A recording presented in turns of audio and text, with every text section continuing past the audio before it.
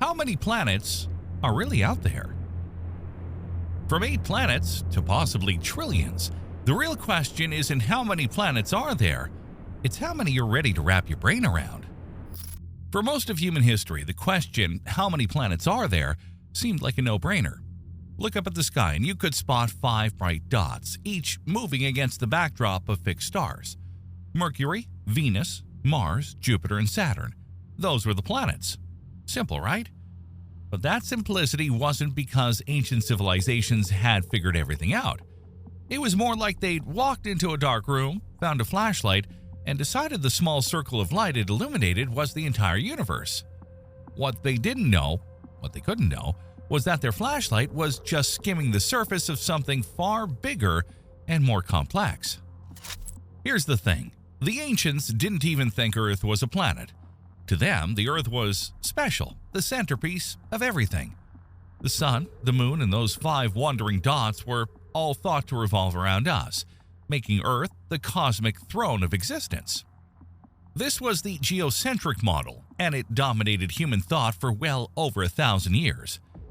Honestly, it's not hard to see why they believed it. After all, when you look up at the sky, everything does seem to be moving around you. It's like sitting in a parked car and watching another car roll by. You feel like you're the one moving, even though you're not. That illusion of motion was enough to convince everyone that Earth was the center of it all. But there was another layer to this. The word planet itself. Back then, planet didn't mean what it does today. It comes from the Greek word planetes, meaning wanderer. Planets were just the oddballs of the night sky, objects that didn't stay in fixed position like the stars. This wandering motion was mysterious, almost supernatural, and these celestial bodies were often tied to mythology. Venus was the goddess of love, Mars was the god of war, and Jupiter was the king of the gods.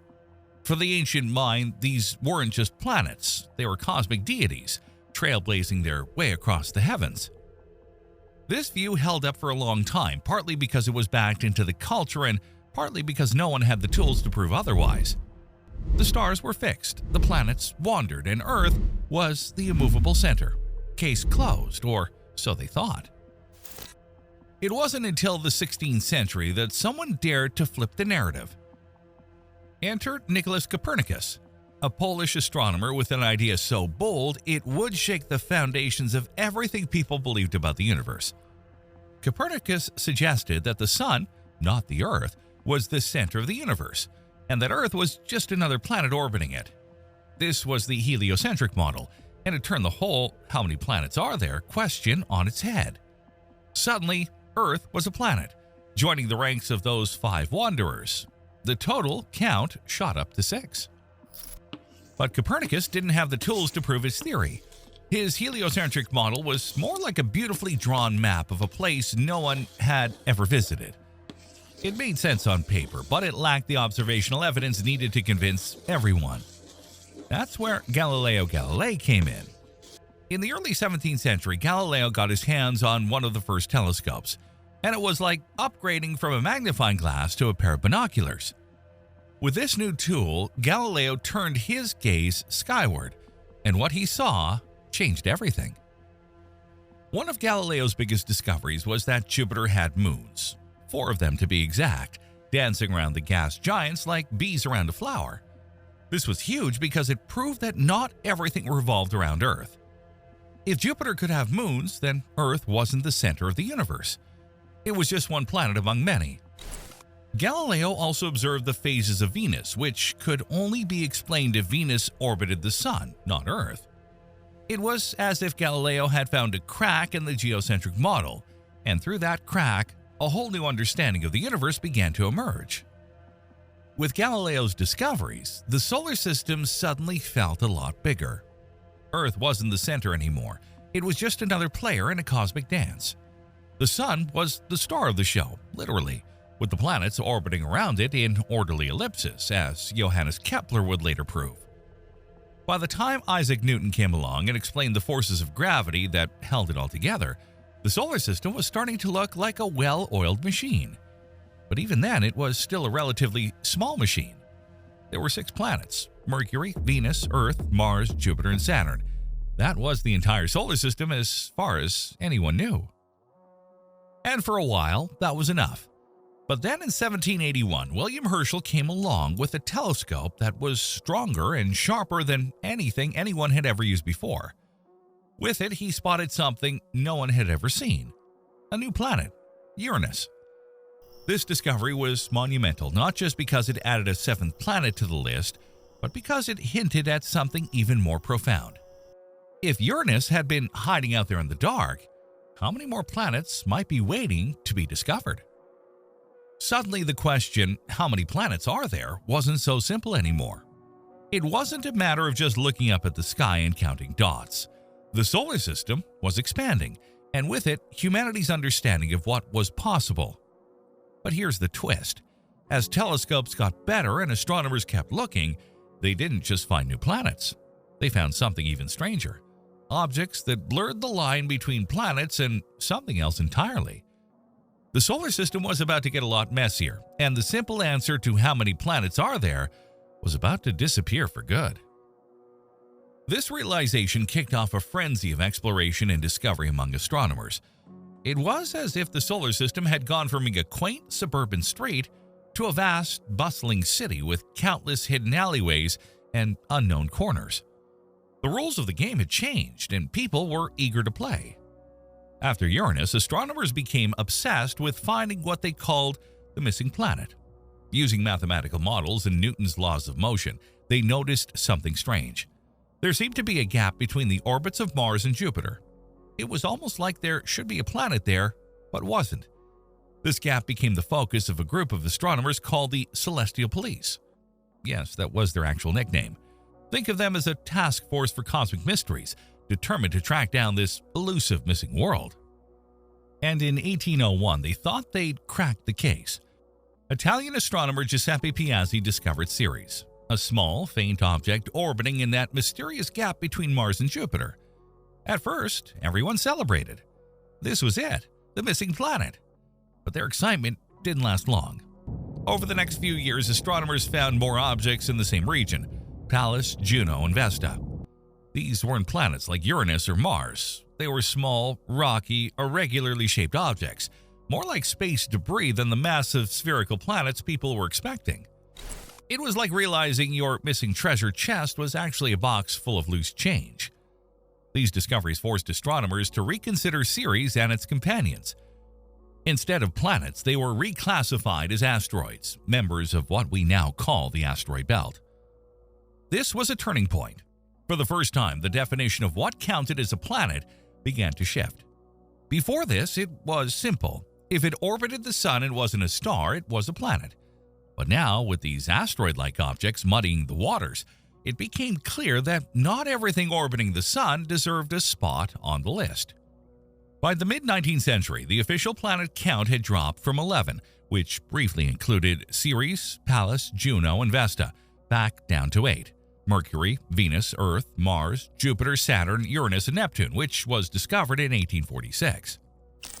Neptune's discovery, much like Uranus's, was another major milestone in our understanding of the solar system. It also raised new questions.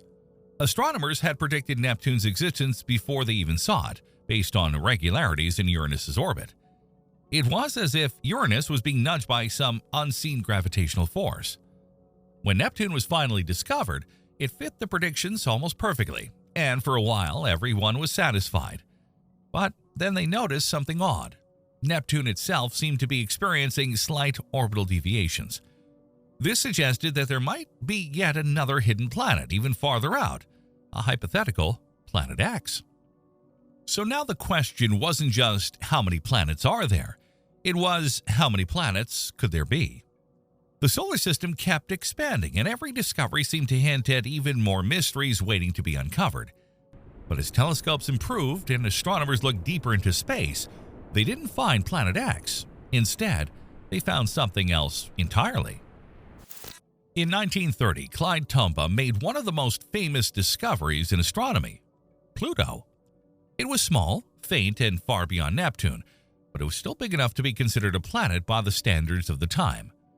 For decades, Pluto was celebrated as the ninth planet, the little underdog at the edge of the solar system. School children memorized its name, scientists studied its orbit, and the solar system was once again thought to be complete. 9 planets. That was the answer. Case closed. Or so everyone thought. Here's the problem. Pluto didn't quite fit the mold.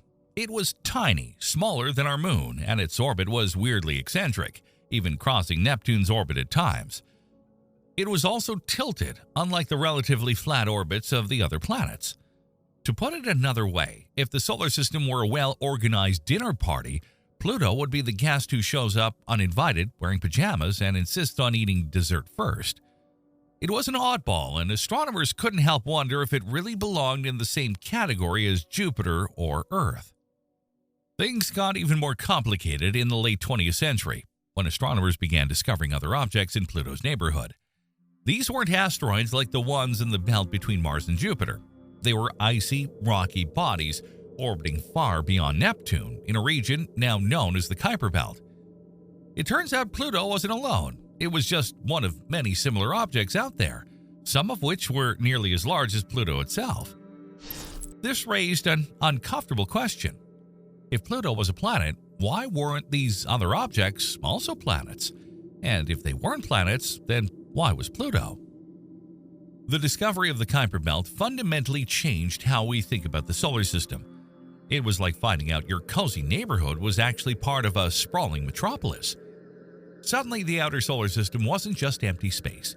It was a crowded, chaotic region full of icy bodies and dwarf planets. And that brings us to one of the biggest controversies in modern astronomy. What actually counts as a planet? For most of history, the word planet was more of a convenience than a strict scientific term. But now, with all these new discoveries, it became clear that we needed a better definition.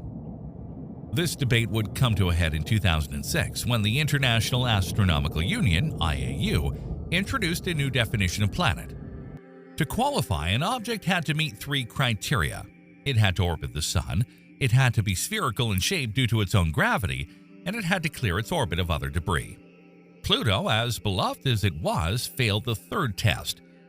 It hadn't cleared its orbit, and so it was demoted to a new category, dwarf planet.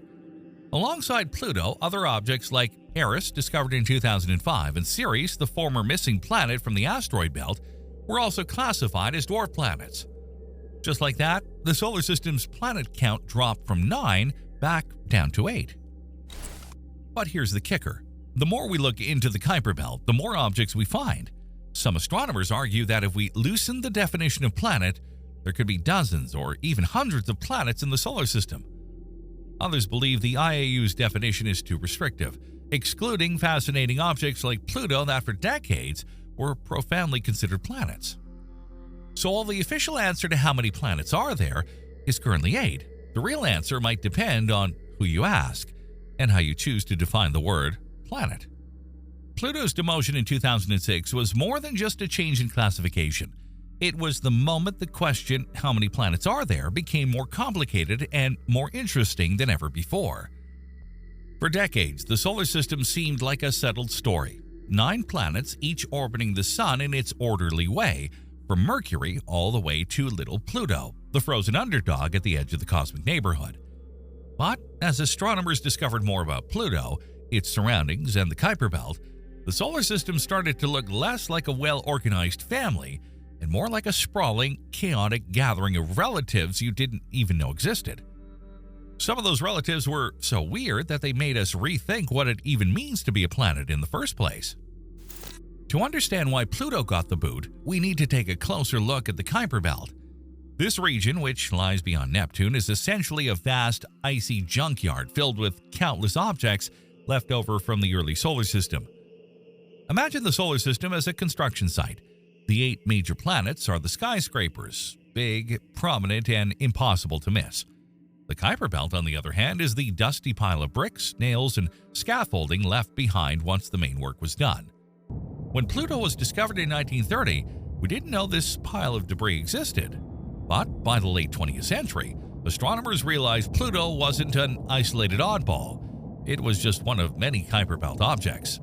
And some of its neighbors were starting to challenge its status as a planet. Take Eris, for example. Discovered in 2005, Eris is an icy body in the Kuiper belt that's slightly smaller than Pluto, but significantly more massive. It also has its own moon, Dysnomia, and follows an orbit even more eccentric than Pluto's.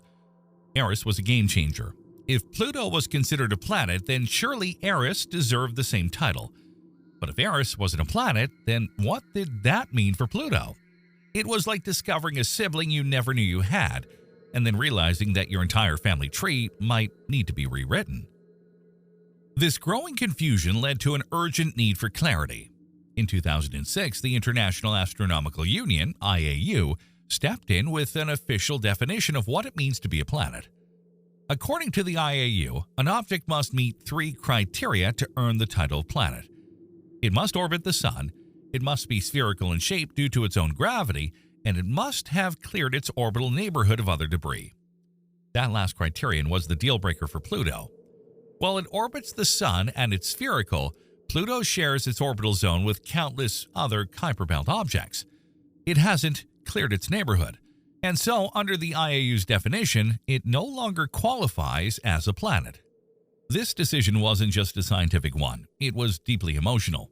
Pluto had been a planet for 76 years, and the news of its demotion sparked outrage among the public. People felt an almost personal connection to Pluto, the little planet that could. It was the underdog, the distant outlier in a solar system dominated by giants like Jupiter and Saturn. Schoolchildren who had memorized the 9 planets in class felt betrayed. Astronomers received hate mail. Some states in the U.S. even passed resolutions declaring that Pluto was still a planet in their eyes. Science be damned. The controversy over Pluto's status became a cultural phenomenon, sparking debates, protests, and even a few jokes. Remember when Pluto became a slang term for being demoted or downgraded? But while the public mourned Pluto's loss, astronomers were busy grappling with the implications of their new definition. By creating the dwarf planet category, the IAU didn't just demote Pluto, they also opened the floodgates for a whole new class of objects. Alongside Pluto, Ceres, the largest object in the asteroid belt, was reclassified as a dwarf planet. So were Haumea and Makemake, 2 other large Kuiper belt objects discovered in the early 2000s. Suddenly, the solar system wasn't just 8 planets and a handful of oddballs. It was 8 planets and an expanding roster of dwarf planets, each with its own unique characteristics and quirks. But here's where things get tricky. The IAU's definition of a planet isn't universally accepted, and many astronomers argue that it's too restrictive. The clearing its orbit criterion in particular has been a major point of contention. Critics point out that even Earth hasn't completely cleared its orbit. Our planet shares its neighborhood with thousands of near-Earth asteroids. If Earth gets to be a planet despite this, then why not Pluto? Others argue that the IAU's definition is overly focused on location rather than intrinsic properties. After all, an object's ability to clear its orbit depends on its environment. If you took Pluto and plopped it into an empty orbit closer to the Sun, it would easily clear its neighborhood and qualify as a planet. So, why should its current location disqualify it? This debate has led to alternative proposals for defining planets. Some astronomers suggest focusing on an object's size and shape rather than its orbital dynamics. Under these more inclusive definitions, Pluto, Eris, and dozens of other Kuiper belt objects would qualify as planets. In fact, if we applied these broader criteria, the solar system could have as many as 100 planets or more. This might sound overwhelming, but it's not as crazy as it seems. After all, we already live in a universe with billions of stars and even more exoplanets. Why not embrace the complexity within our own solar system? And then there's the matter of exoplanets, planets orbiting stars other than the Sun. As of today, astronomers have discovered thousands of exoplanets, ranging from massive gas giants to rocky Earth-like worlds, to strange hot Jupiters orbiting perilously close to their stars. The diversity of exoplanets has further blurred the lines of what we even mean by the word planet. If we're willing to call distant, hostile worlds planets, why are we so particular about the objects orbiting our own Sun? What's clear is that the question, how many planets are there, has no one-size-fits-all answer. If we stick to the IAU's definition, there are 8 planets in the solar system, but if we adopt a more inclusive approach, the number could easily climb into the dozens, and that's just within our solar system. When we factor in exoplanets, the number skyrockets into the thousands, and that's only counting the ones we've found so far. By now we've gone from a neat 9-planet solar system to an official 8-planet model, with a confusing and ever-growing side category of dwarf planets. But the question, how many planets are there actually, doesn't stop there. In fact, the solar system might not even be done surprising us. There's a lot of space beyond Neptune, literally, and it turns out that there might be a whole other planet lurking out there. Not Pluto, not Eris, but something much, much bigger. The mysterious and hypothetical Planet X, also known as Planet 9. Let's rewind for a second. The idea of a hidden planet isn't new. In fact, it's what led us to the discovery of both Neptune and Pluto in the first place.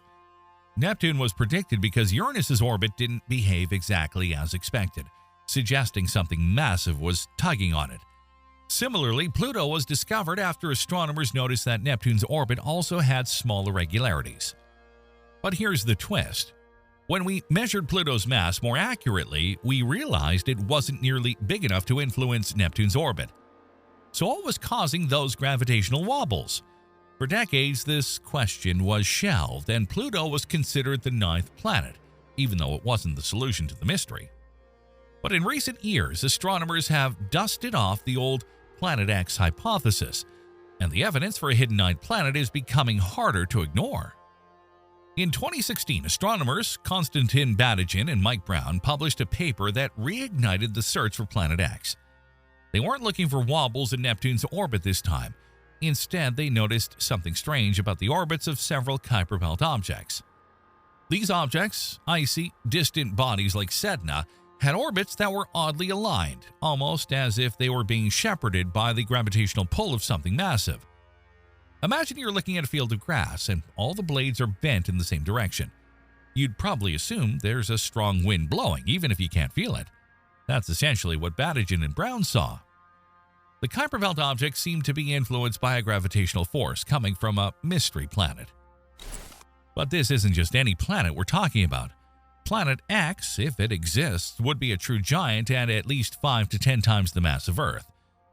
It would orbit far beyond Neptune, taking anywhere from 10,000 to 20,000 years to complete a single trip around the Sun.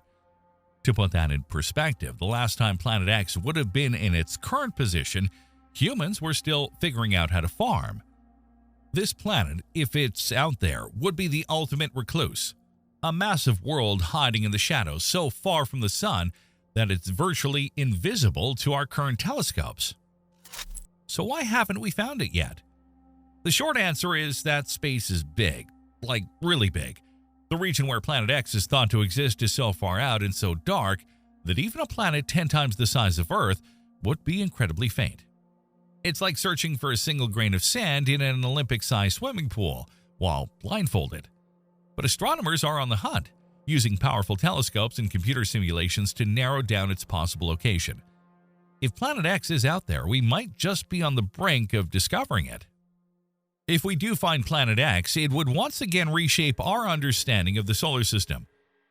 For starters, it would bring the official planet count back up to 9, but this time with an entirely different lineup than the one we memorized in school. It would also raise new questions about how the solar system formed. How did such a massive planet end up so far from the Sun? Did it form there, or was it flung into the outer reaches by a gravitational interaction with Jupiter or Saturn? And if there is a Planet X, could there be a Planet XI, or even more planets waiting to be discovered in the distant reaches of the solar system? But even if Planet X doesn't exist, the search for it has already uncovered incredible new insights about the solar system. For one thing, we now know that the Kuiper belt isn't the final frontier. Beyond it lies the Oort cloud, a vast spherical shell of icy objects that stretches almost a quarter of the way to the nearest star. This mass is thought to be the source of long-period comets, whose icy wanderers that occasionally blaze through the inner solar system before disappearing for thousands of years. Some astronomers speculate that there could be even larger objects hiding in the Oort cloud, perhaps even planets bigger than Earth. If that's the case, then the solar system might be far more complex and far more populated than we ever imagined. And that brings us to a philosophical question. At what point do we stop calling something part of the solar system? If we find a massive planet in the Oort cloud, is it still a solar system planet? Or is it something else entirely, like a rogue planet teetering on the edge of interstellar space? The farther we look, the blurrier the lines become. It's almost like trying to define where your hometown ends and the next town begins. Sure, there are boundaries, but they're often arbitrary and don't capture the full picture. This uncertainty is what makes the question, how many planets are there, so fascinating. It's not just a matter of counting, it's a matter of perspective. If we stick to the 8 planets defined by the IAU, the answer is simple. But if we consider the possibility of Planet X, or if we loosen the definition of planet to include dwarf planets, the number could be much higher. And if we venture even farther out, to the Oort cloud and beyond, the potential number of planets becomes almost unimaginable. So what do you think? Is the solar system a neat, orderly place with 8 planets? Or is it a sprawling, messy cosmos with dozens or even hundreds of planets waiting to be discovered? The search for Planet X is ongoing, and every new discovery brings us closer to understanding just how many planets are actually out there. But until we find definitive answers, the debate rages on. If the question, how many planets are there, wasn't already messy enough, let's step even further out into the unknown. Because while we spent the last few parts talking about the planets in our solar system, both established and hypothetical, the truth is that our Sun is just one star among hundreds of billions in the Milky Way galaxy. And around many of those stars, there are planets. Lots of them. In fact, the solar system is starting to look less like a unique cosmic family and more like one house on an endlessly sprawling street filled with planetary neighbors. So, if the definition of planet is already hotly debated in our solar system, imagine how much more complicated it gets when we zoom out to the galactic scale. For most of human history, we didn't even know that planets existed outside our solar system. The idea of exoplanets, planets orbiting stars other than the Sun, was pure speculation, like imagining aliens or parallel universes. Sure, it made sense to think that other stars might have planets, but there was no proof. Then, in 1992, the first confirmed exoplanets were discovered orbiting a pulsar, a rapidly spinning dead star. These planets weren't anything like the ones in our solar system. They were strange, inhospitable worlds that seemed more like cosmic leftovers than proper planets. But they proved one crucial thing: planets existed around other stars. Fast forward to 1995, and astronomers made an even more groundbreaking discovery: 51 Pegasi b, the first exoplanet found orbiting a Sun-like star. Unlike the pulsar planets, this one was a gas giant, similar to size in Jupiter. But there was one major difference: it was extremely close to its star, completing an orbit in just 4 days. This type of planet, now called a hot Jupiter, was unlike anything in our solar system. It was a gas giant, but it was so close to its star that its atmosphere was likely being blasted away by intense radiation. It was as if someone had taken Jupiter and shoved it into Mercury's orbit. The discovery of 51 Pegasi b shattered the idea that other planetary systems would look anything like ours. Since then, the search for exoplanets has exploded. Thanks to missions like NASA's Kepler Space Telescope and its successor, TESS, Transiting Exoplanet Survey Satellite, we now know of over 5,500 confirmed exoplanets as of late 2023, and that number is only growing. These planets come in all shapes, sizes, and configurations, many of which defy our expectations. There are super-Earths, rocky planets larger than Earth but smaller than Neptune. There are mini-Neptunes, gas planets smaller than Uranus and Neptune but still larger than Earth. There are planets with 2 suns like Tatooine from Star Wars. There are planets orbiting dead stars, planets so close to their stars that they've become molten hellscapes, and planets so far out that their suns are barely visible dots in the sky. If you can't imagine it, chances are there's an exoplanet out there that fits the description. But here's the thing. These aren't just planets we found. Astronomers estimate that there are likely hundreds of billions of planets in the Milky Way galaxy alone. For context, that's more planets in our galaxy than there are grains of sand on all the beaches of Earth. And that's just our galaxy. The observable universe contains an estimated 2 trillion galaxies. If each of those galaxies has hundreds of billions of planets, the total number of planets in the universe becomes so staggering that it's almost meaningless. It's a number so big that it stops feeling real, like trying to wrap your head around infinity. So what does this mean for our question? How many planets are there? Well, it means the answer depends on how far out you're willing to look. If we stick to the 8 planets of the solar system, the answer is neat and manageable. If we include dwarf planets like Pluto, the number grows. If we venture into the Kuiper belt and the Oort cloud, the number skyrockets. And if we extend the question to the entire galaxy or the universe, the number becomes almost incomprehensible. But let's not stop there, because even the concept of a planet gets fuzzy when we're talking about exoplanets. In 2019, astronomers discovered an object called PSO J318.5-22, a rogue planet drifting through space without a star to orbit. It's essentially a homeless planet, untethered to any solar system. Rogue planets like this might be incredibly common, possibly outnumbering the stars themselves. Some estimates suggest there could be trillions of rogue planets in the Milky Way alone. These planets challenge our understanding of what a planet even is. If a planet doesn't orbit a star, is it still a planet? Or is it something else entirely? The more we learn, the harder it gets to draw clear lines between categories. And then there are strange super-Earths and mini-Neptunes, classes of planets that don't exist in our solar system. Super-Earths are rocky planets that are larger than Earth but smaller than Neptune. They're incredibly common in the galaxy, but we don't have any examples of them close to home. Mini-Neptunes, on the other hand, are gas planets smaller than Uranus and Neptune but still much larger than Earth. These types of planets make up a huge portion of the exoplanets we've found, yet they're completely absent from our solar system. Why is that? Did our solar system just get lucky or unlucky when it formed? Or is there something unique about the way our planets came together? On top of that, we found planets in the so-called habitable zone, the region around a star where conditions might be just right for liquid water to exist. These planets are particularly exciting because they hold the potential for life, or at least the conditions necessary for it.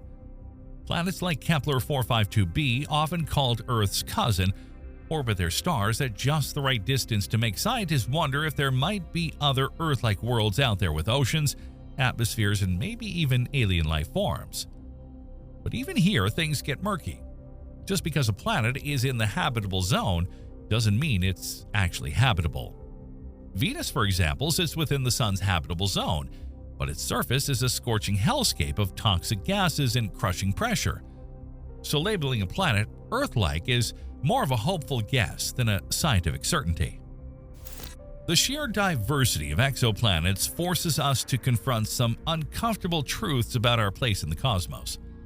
For centuries, we thought the solar system was the template for how planetary systems should look, but now we know it's just one of countless variations.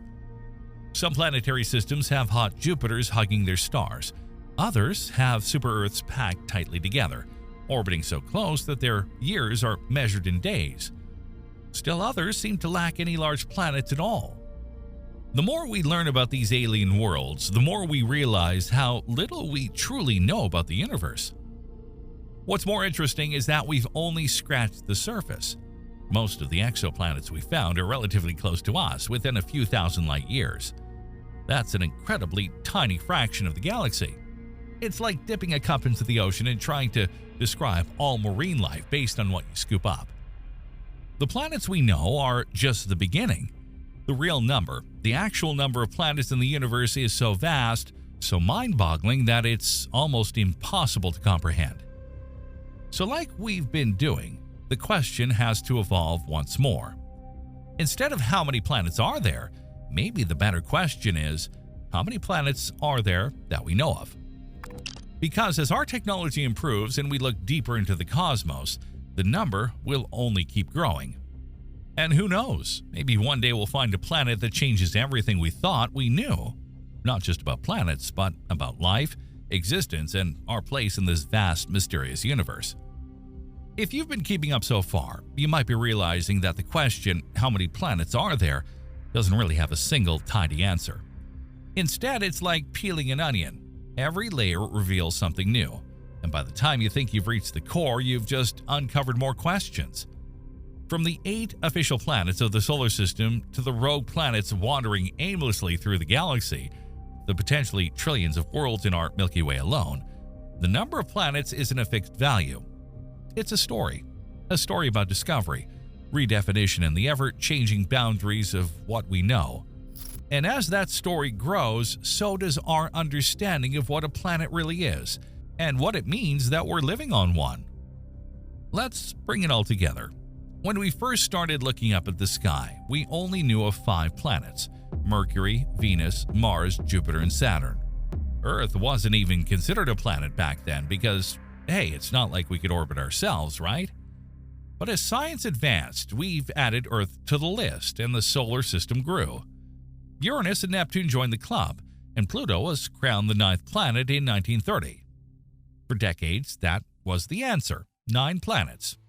It was easy to memorize, fit neatly into textbooks, and felt like a complete set. But science doesn't care about how neat and tidy your answers are. It cares about truth. The discovery of Pluto's Kuiper belt neighbors such as Eris, Haumea, and Makemake forced astronomers to reconsider what it means to be a planet. The result? Pluto got booted, the dwarf planet category was created, and we are back to 8 official planets. That's where we are today, at least according to the International Astronomical Union. But as we've explored, the IAU's definition isn't the final word. It's just one way of looking at the cosmos, and if you ask different astronomers, you'll likely get wildly different answers. Some would argue that we should include dwarf planets like Pluto, bringing the planet count back up to 13 or so. Others would say that if we loosen the criteria even further, we would have hundreds, maybe thousands of planets in the solar system, including objects in the Oort cloud that we haven't even discovered yet. And that's just our solar system. Once we step out into the Milky Way, the floodgates open. Exoplanets, planets orbiting other stars, are everywhere. As of now, we've confirmed over 5,500 of them, but that's just scratching the surface. Astronomers estimate there are likely hundreds of billions of planets in our galaxy alone. And when you consider the 2 trillion galaxies in the observable universe, well, the numbers become so large that they're almost meaningless. It's not just a how many question anymore. It's a how much can we even comprehend question. But let's not stop there, because the universe always has one more twist waiting. Rogue planets, those mysterious, starless wanderers, might actually outnumber the planets that orbit stars. These nomadic worlds don't follow the rules of any solar system.